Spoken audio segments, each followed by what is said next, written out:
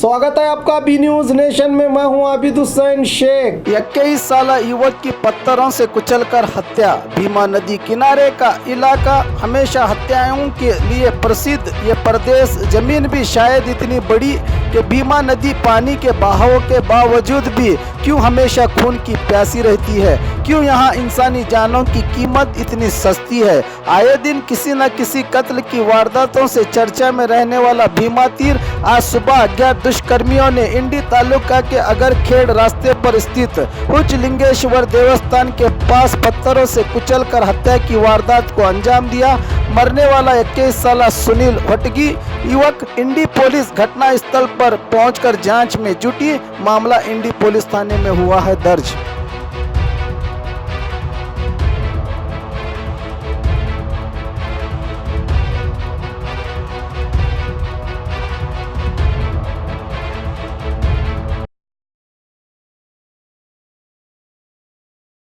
और खबरों के लिए देखते रहिए B News Nation. B News Nation के लेटेस्ट न्यूज़ों को अपने मोबाइल में देखने के लिए यूट्यूब में बी न्यूज नेशन के चैनल के सब्सक्राइब आइकॉन को दबाएं और फिर बेल आइकॉन को दबाने पर आप लेटेस्ट न्यूज़ों को देख सकते हैं।